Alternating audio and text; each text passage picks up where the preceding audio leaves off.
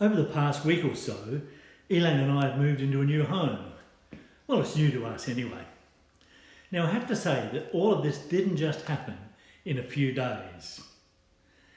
It actually all began earlier in the year when we made a choice to downsize our home, and so began the task of cleaning out some of our accumulated stuff that had been collected over many, many years.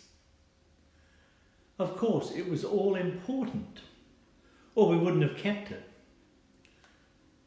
Some of my business papers went back perhaps 50 years or so. Can you believe that? Now, as I went through those old memories, I took time to stop and reflect upon much of what had happened over my life. There was quite a lot that I'd actually forgotten about, but my memory was prompted as I came across various bits and pieces from over the years that were once again shown the light of day. Now, I'm sure that you understand what I'm speaking about this morning. A lot of this stuff had escaped my last major clean out when we moved into a different home on the farm. Back then, I had a dear neighbour assist me with the task of cleaning up. Now, his favourite place to pack everything was in the bin. I kept saying, "Come on, Mike, I need that." "No, you don't," was his short reply. Actually, he was right. I thought that I might need that someday.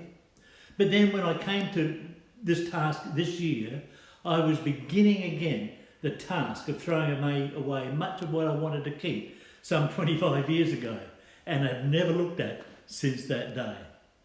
Stuff not dealt with accumulates. In fact, there's a valuable life lesson here. Life is so very much like that. We may not have processed some stuff in life, so we keep that locked away in a cupboard or in a corner to be dealt with at a later time or another day. The question is, of course, will it ever be dealt with?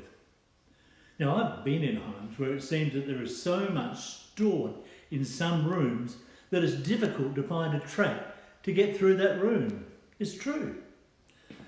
Not only is it a fire hazard and a health hazard, it restricts us from moving from where we need to go. While we think of clutter as having too many physical things, what about mental clutter? Do we allow our minds to become so burdened that it actually impacts our spiritual lives? There are many times when worry consumes so much of our time and our energy that we can't do the things that we would spiritually be helped by, such as our prayer and scriptural reading time, that time with God. To quote an unknown author, he says, "Spiritual clutter includes the thoughts and worries that waste our time and energy.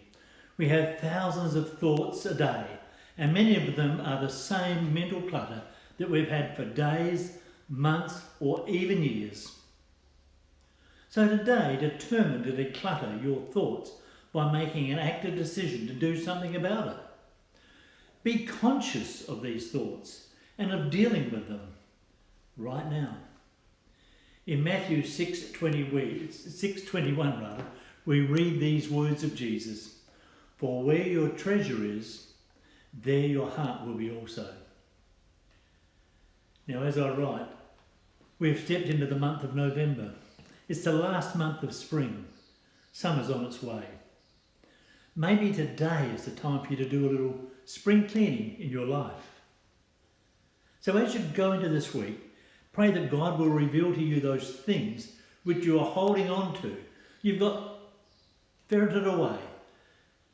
Maybe hurt, grudges, anxieties, perhaps anger, or even disappointment. Whatever it is, it may well be holding you back from all that you can be. Choose freedom through Jesus Christ. Cast all of your cares and your burdens on him. He is able. Have a wonderful week, and may God richly bless you so that you can bless others.